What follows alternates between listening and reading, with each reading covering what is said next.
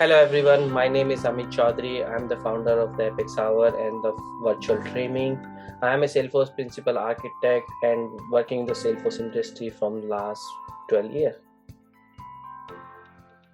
Yes, you heard it absolutely right. Founder of Apex Hours, Amit Chaudhary, the one and only man behind the channel that we all love, and all of us go to channel when we are stuck anywhere. I am Khyati Mehta, host of this awesome podcast, and will hear the stories and insights from the man himself. There, Amit mentioning about his contributions. So today we sit down with him and take away all the tips and tricks to be focused and how to excel in our career in Salesforce. So Amit, when did you start your career with? So I started my career in almost 2009. I started my career as a Java trainer, and then I was a corporate trainer in Java, and then moved into the Java developer. Then over the time, in almost around 2009 and 10, I jumped into the Salesforce, and then so far from that day, I'm loving to the Salesforce and working on the Salesforce platform. I started my career as a developer, then move as a senior developer, lead architect, and today I'm working as a principal architect in one of the organization. Okay, so are you the one of that kind that who knew always that you want to be in the technical part? So to be very frank, like as I say, I started my career as a Java developer. So I hardly spent 1 year as a Java developer and then move into the Salesforce. So to be very frank, the code in is my blood. So definitely I want to be a technical. Currently, I'm playing the role of technical architect in that both of the things like over the time you need to change your career, need to move forward to the governance part and the architecture and the development. So it's a mix of work, and being a technical person, I always want to be technical. Okay, so how did you find Salesforce? Very good question. So journey started around like 2009 and 10 when I got an offer from SCL Technology to join on one of the tool called SFDC. So I was not aware about what is SFDC that time, and I was a Java developer. I never thought about to join the Salesforce. So and that day I got an offer for interview call. I say I don't want to do it, and then I got another Java interview into the Noida location.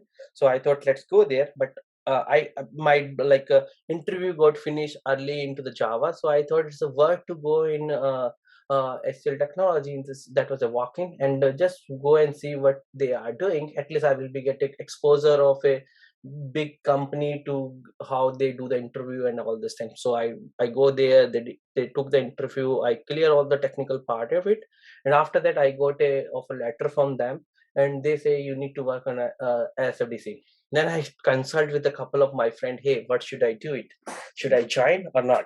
Because nobody heard that Salesforce name that time, because very less people know about Salesforce in 2009. So I thought like I should join or not. Then that time I got to know and did Google all this thing. I see Apex is there, and Apex is just same like Java, and it is cloud company. It's a future, and I accepted that offer, and after that there was no trailer, nothing was there. We did our self study and everything, and once I jump into that, and after that and today I'm totally in love with the Salesforce. You know, I'm super glad that you found Salesforce because you have come with Apex Hours, and that is one of the best channels. I think the best channel we have when we are stuck anywhere in Salesforce. So you are working as a principal architect now. So what goals would you set for yourself as a principal architect? So definitely, like being an architect, the thing is that you should see the big picture. You being an architect is not like delivering one project and you are out.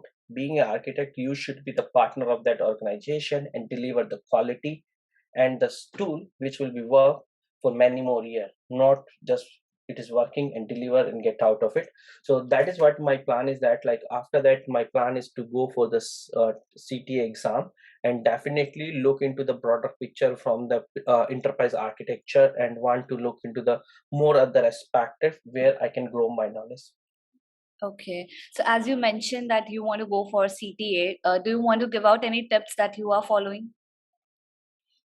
Yeah, so definitely for the CTA, if you see, like currently we are doing lots of session into Epic Server regarding the architecture point of view. And if you want to do it, the thing is that complete your whole pyramid from the both side of it, and try to get all hands on so that you will have more knowledge and you will not forget it. And revise all your skill which you are doing from the long time, and then go for 602 or 601 exam. And after that you evaluate yourself. There are multiple architect groups are running around. Try to get some people over there. Find your study buddy so that they can challenge you, you can challenge them. So that is actually a best piece of the architecture, because sometimes what happened, like I'm doing something and I thought I'm the best, and you are doing something and you think you are the best. Yeah. But once you challenge each other, then you will get to know the other aspect of it. So same thing come into when you are writing the code. There might be possibility you are thinking you are writing the code in the best manner, but there might be possibility other is doing another way. So you learn the different perspective, different thought, different mindset, that actually make you better architect and the developer.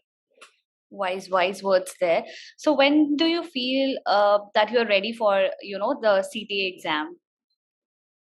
So right now I'm busy with the baby sitting, and soon after that, like I will be get ready. So my plan is, in next 6 months, my baby will be grow up, and then I will have more time, because right now my family commitments are there, and Yeah. CTA is not it's exam for one person. It's a whole family exam. So lots of family supports is needed when you are going for that. And right now I need to support my family, and after that I will be ready and get it for my CT exam. So expecting after 6 months, I will be into the CTA journey very soon. Oh, all the best for your journey. So, what is your favorite thing being an architect? So being an architect, the favorite part is still doing the code review, making the different architecture solutions. And the best part, I still like being a technical person. The code is in my blood. So I was always want my hand dirty with the code.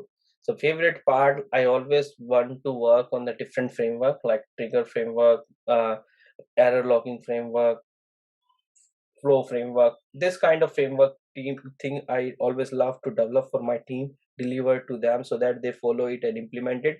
And the second thing is code quality, making sure that whatever we are building today, that will be not become the tech debt into the future. Resolving, creating the platform without tech debt, it's the goal. So that is what my key things, and I love that part. And governance is something which I hardly mainly focus on, like setting up the designing authority so that solution is taken care, review it, and providing the best practice across the industry so that everyone follow. And it's a good process when you work with a team and providing the code review comment. In that way, you are giving opportunity to the new developer to learn something new in the best way. So that is what is my best part. So in that way, what I feel, I engage with my own personal technical skills. And the thing I like in that, I have a good opportunity to teach the new developers. So that is what, like I say, like I started my career in 2008 and 9 as a teacher. So that still teaching quality is there. So I love to do that. Okay. So, what are your expectations of yourself being an architect? So expectation from me to being an architect, so definitely looking into the big picture and exploring the different clouds, different area, and different industries. And definitely the city is the main goal over the time. And then maybe very soon after that, I'm looking for enterprise architecture and the TOGAF. Perfect. That sounds like a plan. So, we all love Apex Hours, and the content you provide is commendable. Kudos to you for that. So, how do you plan this all? Okay, so very good question. So you might be heard about me. I was like, I'm in Salesforce industry and trying to give it back to the community from almost 2011. So when I jumped into the industry, there was nothing. That time there was no blogs were there. There are only few, you can count it like 10, 20 bloggers were there that time, and no much content was available. So, and I was working on the project, and when you start working on one project and after 6 months, like I feel like there was not too much learning, so I started contributing on the developer forum. So I started contributing on developer forum that time in 2011, posted lots of questions, and might be if you Google it, you will find Yes. 2011. Yeah. Might be you see my answer and say, hey, Amit posted really bad answer that time, No, but no, that is I do see 2011. your awesome answers in the answer community because I So try to be, it's a it's yeah, so it's a long time. That was my journey when I started. So yeah, I learned a lot that time. I started posting answer. Then I see other are posting answer. That time I got a lots of opportunity to work somebody else code, see what people are facing the challenge, and how the people are resolving. That teach me a lot, and that is what I started giving back. And almost 5 year I posted answer, and then I landed into the US in 2016. And to be very frank, that was like a different challenging moment for me. When I come here, I feel I was like, I landed here alone, and I was like, too much homesickness was there, too much homesickness. okay. So, and I miss my family. There was no too many friends, struggling in the new country without any friends and family and friend. So I faced really bad time that time. And that time I decided, okay, what should I do it? I should make some friend.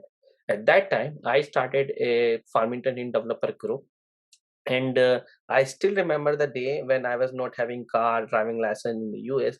I walk almost 2 mile in the snow, heavy snow, Okay. alone, and reach there to meet the people in the Starbucks. I thought the and no one will be come up, and Wow. that time like 5 and 6 people show up, and there I make some friend, and definitely that is the, like I will say, Salesforce Hana. Like we talk people, and then I make some good friend, and going forward, then I schedule any meetup. People come pick me from home, and we go, we talk personal, we talk Salesforce, and over the time, I was in Michigan, so there were lots of bad weather used to be there. So initially we did lots of in person. Then I come up with the idea, let's start do something virtually, and we can do on Zoom meeting and do it. So we did a couple of Zoom meeting session, and after that, people started, hey, do you have a recording of it? Then I say, okay, it's worth to start recording the session and share with people. So I put it sometime with a Google Drive. Then we say, okay, let's use the YouTube and post it over there, the people can watch it. And that started initially only for one location, like we were doing locally for our group. And over the time, like people got interest, and I started that virtually. I say, okay, let's do it on the broader level, and everyone started joining, and we got a good response from that. And that is what how the journey started. And today, like, it's almost like a 4.5 year, might be in the April next year we'll complete our 5 year, and we have almost more than 290 sessions so far. So pretty much now it's become a part of life. Like every Saturday I used to do one session. So this is how I started my journey, and now here we are. That's a wonderful and a great journey.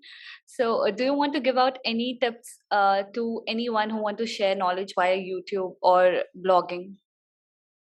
Yeah, definitely. So first of all, like I will say, don't copy anyone. That is the first key. Yeah. And the second thing, try to see what you want to deliver, because major today tailors is there, and trust me, after tailhead you don't need anything. They have pretty much everything. Now you need to figure it out, what extra you can deliver which is not there on the trailhead. Either you need to be fast on any new stuff which is coming, like release note, and trailer is not ready with that content, go with that content, do some R&D, post it over there. That will be the unique content you will deliver, and that is really important. And because over the time it will come on trailer, you already published it, so that is what the key is. And the second thing I will say, you are working in your project, and day to day you are facing different challenges, different problem. Try to post it on your blog and YouTube channel, that real time example. that will be help lots of other people who are struggling and facing for the project. So I will be suggest either go with the release note or go with the real time example and the problem. That will be help others, and that is what you can grow up. Very true. So you mentioned that don't copy that is already available, or also you mentioned that Trailhead has almost everything. So how does one, think out of the box or brainstorm? Like how do you brainstorm?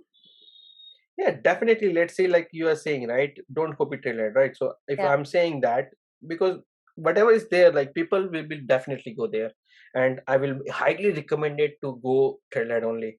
Now think about it for the CTI. Salesforce have one example, but there are in the market like 10 different tools are there in CTI. So don't go with the same tool which is Salesforce is talking about. You can use other free Apache's tool and try to show how you can implement with the CTI. The same manner you can do in other available topic as well. Sounds good. Those tips are, very helpful. So you also were the co-founder for Virtual Dreaming. So would you like to share some insights from Virtual Dreaming? Yeah, definitely. So that is also a journey, right? So what happened, like, like I'm already doing the virtual event epics hour. So I'm doing from a long time. So I can, and I like that time, like I connected with the Rakesh because Rakesh is also the automation champion. So Yeah. we were talking together. Okay, hey, you are doing good. I was talking, hey, you are doing good. Like, but our niche was different. Like I was doing developer oriented that time, and Rakesh was only doing that admin. So I said, like, why don't we do the collaboration and do it together? And we let's do like 1 8 hour session and do it together, merge couple of topic. And the same time, Jitendra is our one of the best friend, and he was also doing the Part to Code program. So I Okay. said, let's include him as well. So he's a really great architect, and I'm good in development. Rakesh is really champion into automation. So I think we all three have good grip into the three different area. Let's do it together, and let's make it 8 hour content together for all these things, so that we can deliver admin, architect, and developer. So that time we discuss and we reach out to the Jitendra, and no doubt he have a brilliant mind, and we talk to Yes. him and we all three discuss and say that let's do it. Then the idea come up, there are thousands of people, millions of people, they are not able to get the experience of the Dreamforce virtual and dreaming event and lots of other events just because of visa restrictions, just because of travel, just because of timing, because of finance. They never get the experience of this. And we planned this well ahead of time of COVID. So we did not did it just because of COVID as a virtual. We discussed that long time back. So we were in the dream that time till SDX. And the same day we announced this, we are doing this thing, and we talked to a couple of people and they supported us. Your idea is really great because we want to make experience. So that time we idea come up, let's give some experience to the people who live in a different country. They don't have visa to travel in US or go in different thing, and just want to give the same experience which people see into Dreamforce. I will say not exactly same, but if we'll deliver 10% of it, that will be something people will be get to know how this big event happened. So, and that idea come up, and then some of our like COVID come. Actually, COVID did not help us. It's actually put it us on the back side of it, and that time planning and all this thing was really crazy, and this is how the idea built up. And we all three come together, three of them, like everyone have their brilliant capability. And to be very frank, this cannot be possible without Rakesh and Chitendra, because they are the brilliant mind, and that is what call experience. So they help us, and we all three did it our individual job, individual area, and we delivered it. And we are really glad, like that was according to us, it reached it's we go all beyond to our expectation. Our expectation that almost 5,000 people will join, and that event we got almost 20,000 plus registration, and Wow. 12,000 person join us. So that was the biggest achievement for us. We never expected we will reach that milestone, but yet we did it. And this all because of not we all three. There are a couple of peoples are there who help us into background as our advisory committee, as our volunteer. So hats off to all our Salesforce Ohana. This is not only me, Rakesh and Jitendra. This is all community. Everyone contributed equally. Some of people was on the face. A couple of people supported us from the background. So it was a team of 30 and 40 people to be verifying, and all did their job in a different aspect. Wow, that's an achievement. So apart from this, you have also received the title of Salesforce MVP, not to mention that, of course, that too 4 times in a row. So congratulations. How does it feel? Okay, so MVP is just a title. True. Story just start after that. Okay, if so, I will hardly I will recommend everyone don't work for MVP title. Yeah. You should have your intention clear what you want to do, and if your intention is clear, then I will be always say, once you have responsibility, like take an example, right? If you are working in a project, you want to grow up, you want to looking for promotion. If I will make you the team lead, that is how you might be, you will happy, but that puts some extra pressure on you. You previously, if you are a developer, you need to do your own job. Now you need to do your own job as well as you need to support other. The same thing I will say Salesforce MVP. So it's like it's same like once you become MVP, actual job started that time. You need to put weightage and you need to do something for the community. That is more important. So that's what I'm saying. I never focus on title. I will say if you do it, you will achieve everything, whatever you want. But the focus should be helping the community, helping the people. So I'm good and happy with having that title. I'm not saying that, but the more happiest thing I like it is like with the Epics Hour and with my community contribution, we are able to help almost 16,000 of people who start their Salesforce career and learn Salesforce from our channel by admin training, developer training, CPQ training, and learn it. And they are able to achieve a 1,000+ certification. The best motivation is coming when someone put it, God bless you in the comment. Trust me, earning the money, earning the title, you can do by your hard work. I'm not saying it's easy to reach over there, but earning the blessing is a really difficult part in this community. So I always go with this when somebody is saying like Epics Hour, the always one mind and one line come in my mind. One for all for one. And I have always follow that principle. Whenever somebody want to grow up, I'm the one person who is always behind these things and helping other to grow up in this community, helping them to come in front, help others. And definitely I'm the one for them. All others are helping me. They are coming as a speaker, helping us. So Epics Hour is just a platform where I will say definitely I'm the person who is behind, but it's the family. It's not because of me, it's because of all of us. We are nothing without our speakers. I am so personally inspired by you, by your wise words, and by the line that the focus should always be to help the community. So that's our show. Now, before we go, last question to you, Amit. Describe Salesforce community in one word. Good question. The I toughest love question for the Salesforce. hour. I love Salesforce. So you got to describe Salesforce community in one word. I will say family. Ah, true. Again, thanks to Amit for the great tips and information. I thank you all for listening. See you all at the next podcast.